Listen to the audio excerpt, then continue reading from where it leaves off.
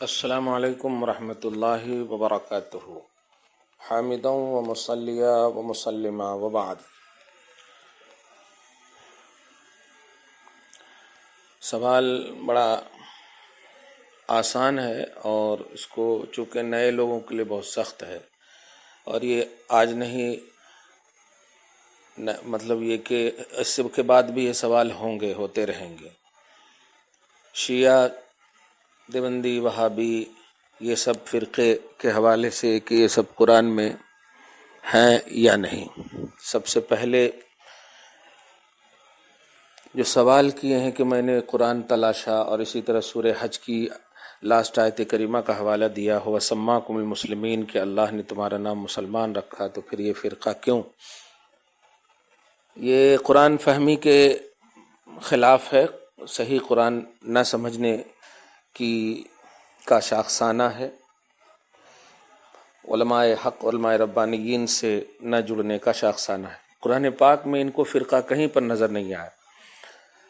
آپ بنیادی طور پر ہی دیکھیں، اگر آپ سورہ فاتحہ ہی اگر آپ پڑھیں، الحمدللہ رب العالمین الرحمن الرحیم مالک یوم الدین ایاک نعبد و ایاک نستعین، آیت نمبر 4 تک تلاوت کرنے کے بعد جب ہم آیت نمبر 5 میں داخل ہوتے ہیں تو اللہ سبحانہ فرماتا ہے اہدنا الصراط المستقیم، یعنی خود کہتا ہے بندوں سے کہ میرے بندو اس طرح مجھ سے دعا مانگو کہ اللہ ہمیں سیدھی راہ چلا، ہمیں سیدھی راہ چلا، سیدھا راستہ چلا۔ پھر آگے اللہ پاک آیت نمبر 6 میں خود فرماتا ہے کہ صراط الذین انعمت علیہم، راستہ ان کا جن پر تو نے احسان کیا۔ یہاں پر نہیں فرمایا کہ صراط القرآن چلا، قرآن کے راستے پر چلا یا حدیث کے راستے پر چلا، نہیں فرمایا، بلکہ فرمایا خود اللہ فرما رہا ہے۔ چونکہ یہ بھائی صاحب جو سوال کیے ہیں، جو تحریر کے ذریعے سے، ان کو کہیں نہیں ملا، کہیں جانے کی ضرورت کیا تھی؟ سورہ فاتحہ میں دیکھیں، اللہ خود کہہ رہا ہے کہ تم ان کا راستہ تلاشو جن پر میں نے انعام کیا ہے۔ اب آپ کو اچھی طرح معلوم ہے کہ سورہ نساء کی آیت نمبر 69 میں آپ دیکھیں گے تو اللہ پاک نے خود انعام یافتہ بندوں کی کیٹیگری بیان فرمایا۔ ارشاد فرماتا ہے انعم اللہ علیہم من النبیین والصدیقین والشہداء والصالحین، کہ اللہ تعالی نے انعام فرمایا کن پر خود فرماتا ہے 69 میں کہ نبیوں پر، صدیقوں پر، شہداء اور صالحین پر۔ اب یہاں پر غور کریں، نبیوں پر حضرت آدم علیہ السلام سے لے کر کے حضور رحمت عالم خاتم الانبیاء والمرسلین صلی اللہ تعالی علیہ وسلم۔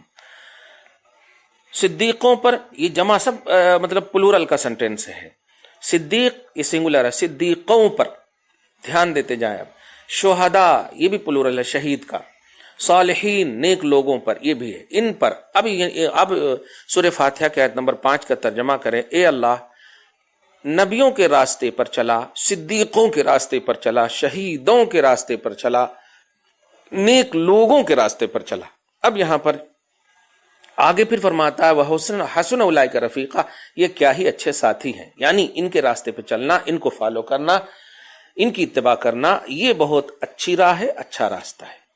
آپ ذرا دیکھیں 4 کیٹیگری یہاں پر ہے، صرف نہیں کہا کہ قرآن پر چلو، حضرت آدم سے لے کر کے عیسیٰ علیہ السلام تک کے لیے پازیٹیوٹی پیش کرنے کا حکم ہے، ان سب کے راستے جو تھے حق تھے۔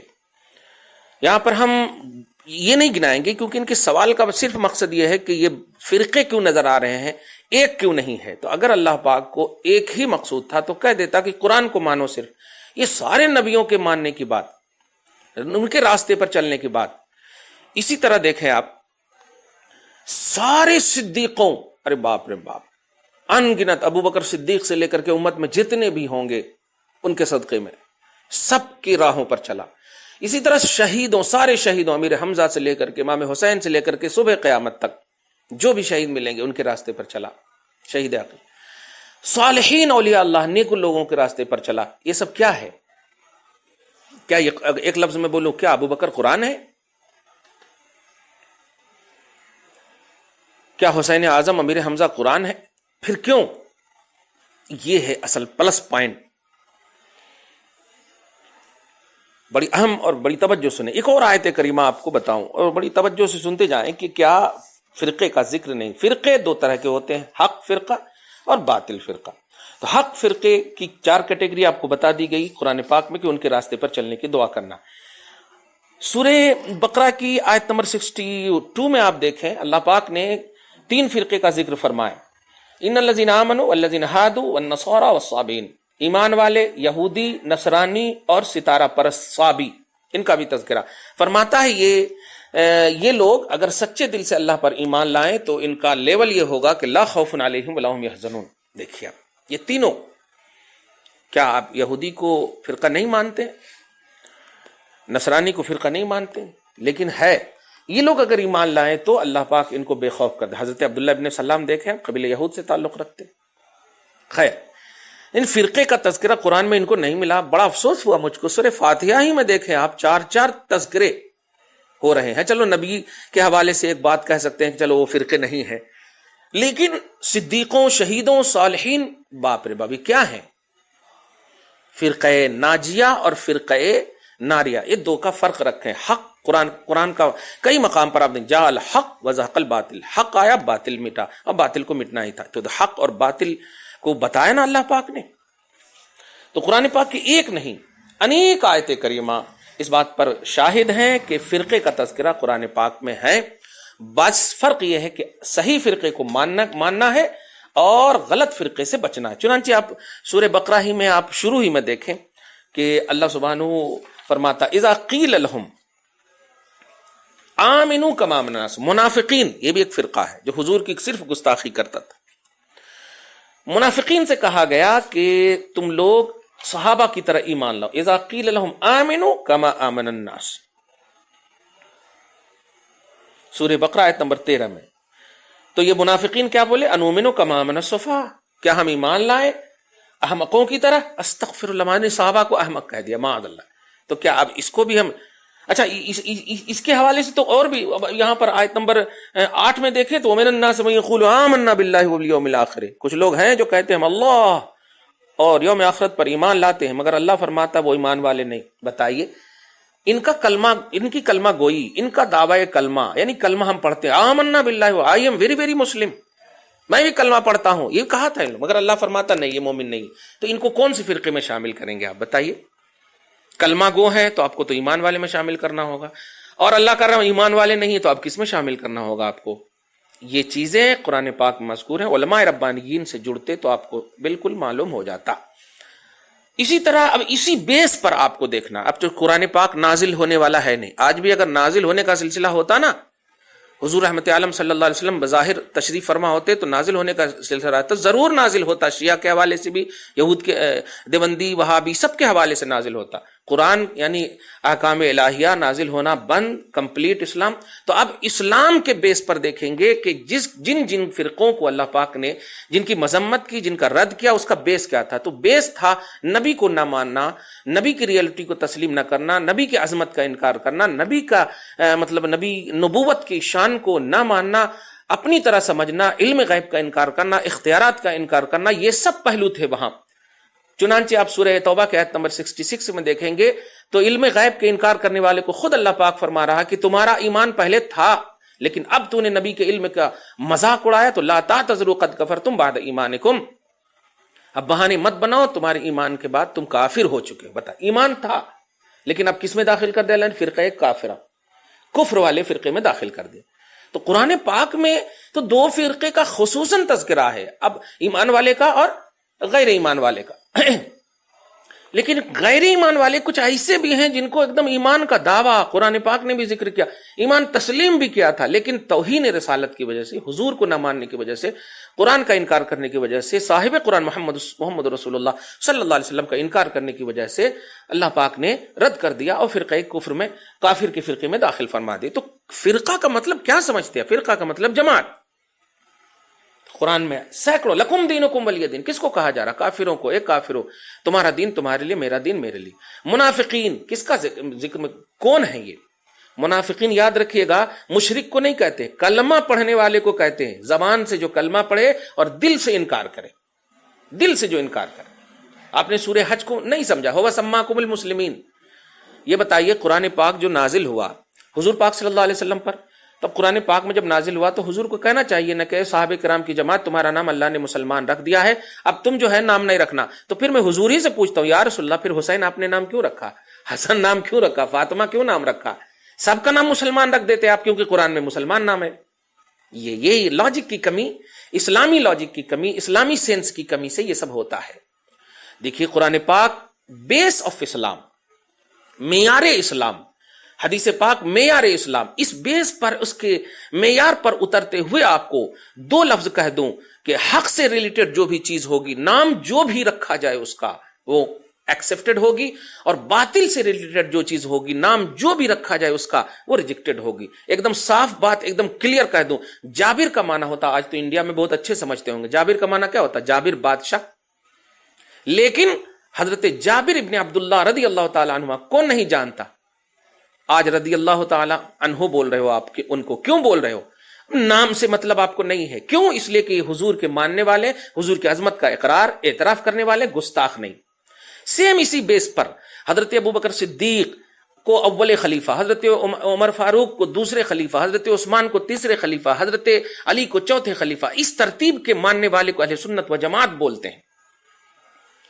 اہل سنت و جماعت بولتے ہیں. یہ ہے مطلب علامت، یہ ہے نشانی، یہ ہے سچوں کی نشانی، یہ ہے پہچان. اور ہر دور میں پہچان رہی ہے، ہر دور میں پہچان رہی. یاد رکھیے ہر دور میں علامتیں و پہچان رہی. حضور صلی اللہ علیہ وسلم مسجد نبوی سے نماز پڑھنے والوں کو نہیں نکالا. کیوں؟ اس لیے کہ نبی کی محبت پہچان تھی، اب ان کے دلوں میں محبت نہیں تھی، نکال دیا. تو پہچان اور علامتیں جو ہے ہر دور میں، آپ اپنے گھر کا نام قادری منزل رکھتے ہو، ایڈریس میں بھی لکھتے ہو قادری منزل بھیج دو. تو علامتیں اور پہچان جو ہے ہر دور میں رہی ہے. حضور پاک صلی اللہ علیہ وسلم کے اوپر قرآن اترا، اور آپ نے جس آیت حج کو پیش کیا ہے اس میں مسلمین کا لفظ ہے. بے شک کہ اے لوگو تمہارا نام مسلمان رکھا اللہ نے. تو پھر حسین کیوں رکھا گیا نام، حسن کیوں رکھا گیا، صحابہ کرام کا نام، سب کا نام مسلمان کیوں نہیں؟ یہ ہے اصل پلس پوائنٹ. نام رکھ دینے سے ان کے مسلمان ہونے پر اثر نہیں پڑا جو نبی کے چاہنے والے ہیں. بس خلاصہ یہی کہ نبی کی محبت جو کریں گے وہ مسلمان ہیں، قرآن کے اعتبار سے بھی اور حقیقت کے اعتبار سے بھی. اور مسلمان ہونے کا صرف جو دعویٰ کریں گے اور محبت نہیں تو وہ نام کے مسلمان ہیں، وما ہم بمؤمنین، مومن نہیں. ایسے ہی ابو بکر صدیق کی شیخ عظمت کو، اولیت کو، عمر فاروق کی ثانویت کو، عثمان غنی کی ثالثیت کو، علی کی رابعیت کو جو مانیں گے وہ حق جماعت ہے، اور اسے اہل سنت و جماعت کہہ رہے ہیں. آج کی تاریخ میں جو علامتیں ہیں اور جو نہیں اس کو مانیں گے اسے شیعہ کہا جا رہا. اسی طرح حضور پاک صلی اللہ علیہ وسلم کی گستاخی کرنے والے کو کل منافقین کہا جاتا تھا. آج کی تاریخ میں دارالعلوم دیوبند کا فاؤنڈر قاسم ناناتوی نے نبی صلی اللہ علیہ وسلم کے عمل کو، یعنی نبی کے عمل کو امتی کے عمل سے کم کہا اور امتی کے عمل کو زیادہ کہا. یہ بہت بڑی گستاخی. تو دھارا وہی ہے، دھارا وہی لگے گا، نام کچھ بھی ہو، نام کچھ بھی ہو، دھارا وہی لگے گا. حق سے ریلیٹڈ ہوتا تو وہ مطلب یہ کہ دارالعلوم دیوبند میں بھی پیدا ہوتا تو ہم اسے قبول کرتے، اور اگر باطل سے ریلیٹڈ ہے تو وہ مکہ میں بھی پیدا ہوتا ہم اسے قبول نہیں کریں گے. تو معیار جو ہے حق اور باطل ہے. یزید بھی وہیں کا ہے، حسین بھی وہیں کے ہے، لیکن حسین کو سلام اللہ علیہ رضی اللہ عنہ بول رہے ہیں اور یزید کو لعنت بھیجتے آپ. تو کسی کی جگہ، کسی کے گھر میں رہنے کی وجہ سے یہ معیار حق نہیں ہے، یہ فرقے کا پہلو نہیں ہے. فرقے کا پہلو اہل سنت و جماعت، قادری، رضوی، برکاتی، اشرفی، جتنی بھی یہ حق جماعت سے ریلیٹڈ فرقے ہیں، یہ سب کا معیار قرآن اور حدیث کی ریئلٹی ہے، نبی کی محبت اور عظمت ہے. اور اس کے خلاف جانے والی جتنی بھی جماعت ہیں، دیوبند ہو، وہابی ہو، تبلیغی ہو جماعت ہو، یہ بھی یہ اپنا نام رکھا سو ہے. اصل میں کوئی مطلب محرک ہو جاتا ہے، جیسے محمد بن عبد الوہاب نجدی، اس کا وہابی فرقے کا فاؤنڈر بن گیا. دارالعلوم دیوبند بانی دارالعلوم دیوبند قاسم ناناتوی دیوبند کا یہ بن گیا. اب اسماعیل دہلوی اہل حدیث کا انڈیا میں فاؤنڈر بن گیا. تو اس طرح سے محرک مطلب بیس، جیسے آپ گھر میں ہے، میں سنی کے اعتبار سے دے رہا ہوں، آپ کے گھر میں کوئی حافظ قرآن ہو تو تراویح وہ پڑھائے گا تو مشہور وہ ہوگا، باپ مشہور نہیں ہوگا. فیمس وہ ہوگا، مشہور وہ ہوگا. نعت خواں کوئی ہے تو نعت خواں مشہور ہوگا، اس کا باپ مشہور نہیں ہوگا. تو ایسے ہی جو سبب بن جاتا ہے گستاخی میں، اس کو شہرت مل گئی اور اسی سے وہ فرقہ اور اسی سے وہ جماعت بن گئی. غوث پاک کی طرف منسوب ہم قادری ہیں، اعلیٰ حضرت کی طرف منسوب ہم رضوی ہیں، مخدوم سمنا کی طرف منسوب ہم اشرفی ہیں، مارہرہ کی طرف منسوب ہم برکاتی ہیں. تو نسبت کی بنیاد پر یہ فیوز و برکات حق والے لیتے ہیں، لیتے رہیں گے، اور یہ ثابت ہے الحمدللہ. حضور کے لعاب دہن سے نسبت لی گئی، پھر بھی ہم حضور صلی اللہ علیہ وسلم کے عاشق کہلاتے ہیں. نسبت سے فیض لینا، حضور کے غسال پاک سے، حضور کے فضلات طیبات سے، یہ سب سے نسبت اور برکتیں حاصل لی گئی ہے، بالکل جائز ہے. تو فرقے کا تذکرہ آپ. اچھا ایک اور بات، حدیث پاک میں بھی آپ نے کہا کہ حدیث بھی ہم نے ڈھونڈا، لیکن آپ نے پتہ نہیں کس آنکھ سے ڈھونڈا تھا. آئیے محبت کی آنکھ سے ڈھونڈیے اور دیکھیے. جامع ترمذی کی یہ حدیث پاک ہے، اور جامع ترمذی کو آپ اچھے سے جانتے ہیں کہ صحیح ستہ کی عظیم کتاب ہے. جامع ترمذی صفحہ نمبر 600 اور حدیث نمبر 2640 میں آپ دیکھیں. اور اسی طرح کنز العمال کی جلد 11 اور 12 میں 6ویں جلد میں حدیث نمبر 31580 یعنی 31,580 حدیث نمبر ہے. حدیث ہے افترقت بنو اسرائیل علی واحدۃ و 70 فرقۃ وتزيد علی هذه الامه فرقۃ واحدہ كلها في النار الا السواد الاعظم. یعنی بنی اسرائیل جو ہے 71 فرقے میں بٹ گئی، اور یہ امت جو ہے ایک اور فرقہ، اور ترمذی کی روایت میں ہے کہ یہ امت 73 فرقے میں بٹے گی، اور 72 فرقے جو ہے کل کے کل جہنمی ہوگی. ایک فرقہ جو فرقے ہی کا لفظ ہے، فرقتن کا لفظ ہے، اور سب کے سب جہنمی ہوں گے، صرف جو ہے سواد اعظم جنتی ہوں گے. اب سواد اعظم کون ہے؟ تو حضور پاک، یعنی جامع ترمذی میں آپ دیکھیں صحیح ستہ کی عظیم کتاب ہے، پوچھا گیا قیل من ہی یا رسول اللہ، کون ہے وہ فرقہ؟ تو آپ نے فرمایا ما انا علیہ و اصحابی. صرف یہ نہیں فرمایا کہ جو قرآن پر عمل کرتا ہو یا میرے کو مانتا ہو، نہیں، جو میرے عقیدے پر بھی ہوگا اور جو میرے صحابہ کے عقیدے پر ہوگا. آپ بتائیے، لاکھوں صحابہ، و اصحابی کا لفظ ہے حدیث پاک میں. معلوم ہوا قیامت تک وہی فرقہ کامیاب ہوگا جو صحابہ کرام کے عقیدے، اور صحابہ کرام کا عقیدہ عمل اور کردار کی بنیاد پر نہیں، محبت رسول اور جمال مصطفیٰ کی بنیاد پر ہے. جمال مصطفیٰ، یہی وجہ ہے حضور نے جب اعلان رسالت فرمایا تو ایمان لانے والے ایمان لاتے رہے. 12 سال کے بعد نماز کی فرضیت ہوئی. پھر جب ہجرت کر کے گئے تو مدینہ میں حج، نماز، روزہ، جتنے بھی آج روزہ رکھ رہے ہیں یہ مدینہ میں فرض ہوا. پیلرز آف اسلام صرف مکہ میں ایک، وہ بھی نماز، وہ بھی 12 سال کے بعد. تو 12 سال سے پہلے جو صحابہ ایمان لائے کیا کرتے تھے؟ کیا کہیں گے؟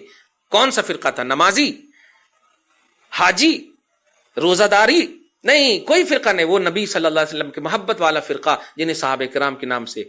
تو وہ صحابہ کرام جو نماز کی فرضیت سے پہلے بھی صحابہ اور کامیاب، رضی اللہ عنہم ورضوا عنہ، اللہ ان سے راضی اور وہ اللہ کی نعمتوں سے راضی.